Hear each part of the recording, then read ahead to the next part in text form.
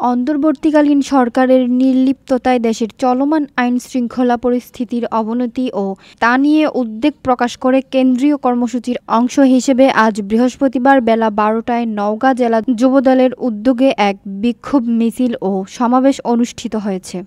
নওগাঁ থেকে সাইদুল ইসলাম হেলালের তথ্যচিত্রে দেখুন বিস্তারিত।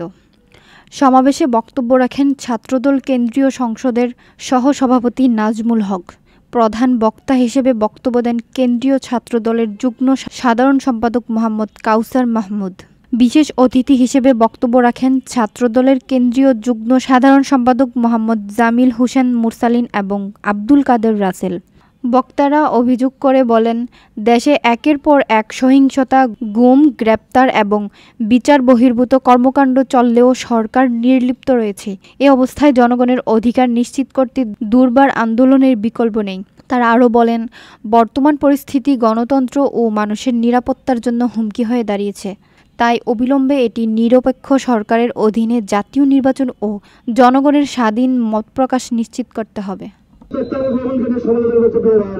আপনারা সজাগ থাকবেন বাংলাদেশকে নিয়ে আবারও নতুন করে ষড়যন্ত্র হচ্ছে।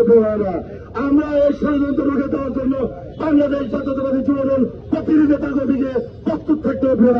আমি জামাত শিবিরকে এখান থেকে বলতে চাই, আপনাকে প্রমাণ করতে পারবেন যে 5 তারিখের আগে পর্যন্ত একটি ছবি দিয়ে যত লড়াই সংগ্রামে ছিলেন, আপনারা তখন আওয়ামী লীগের সাথে ছিলেন।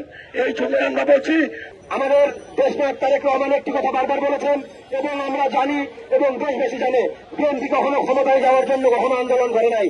বিএনপি আন্দোলন করেছে প্রতি সময়ে দেশের মানুষের ভোটের অধিকার নিশ্চিত জন্য, ভাতের অধিকার, শিক্ষা, চিকিৎসা, বস্ত্র ও বাসস্থানের জন্য।